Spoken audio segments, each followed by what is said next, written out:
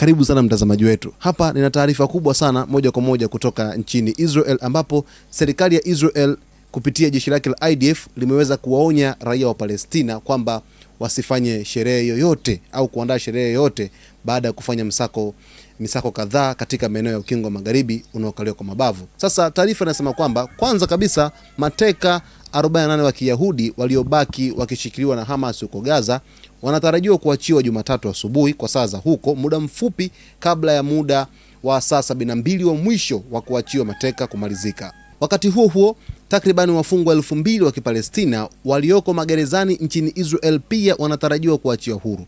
Sasa basi, Rais wa Marekani Donald Trump yeye anatarajiwa kutoa hotuba katika bunge la Israel, yani Senate, siku ya Jumatatu baada ya kufanya mazungumzo na waziri mkuu wa Israel Benjamin Netanyahu na kukutana na familia za mateka.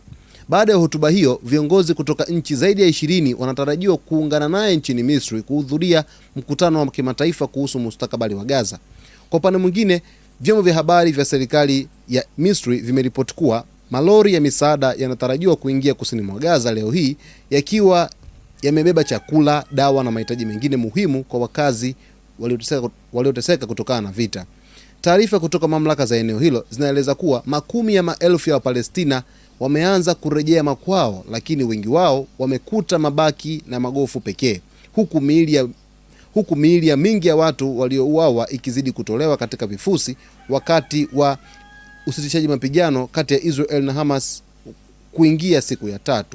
Sasa onyo la IDF kwa raia wa Palestina kwamba wameaswa kutoandaa sherehe za aina yoyote baada ya kufanya misako kadhaa katika maeneo ya Ukingo wa Magharibi unaokaliwa kwa mabavu.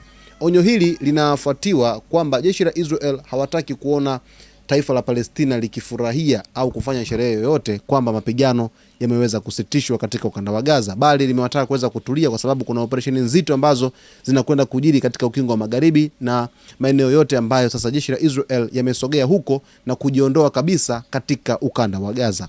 Kuna mengi mtazamaji tutakwenda kuyafahamu, lakini kama bado hujaweza kusubscribe channel yetu, uweze kusubscribe, kulike, kucomment pamoja na kushare.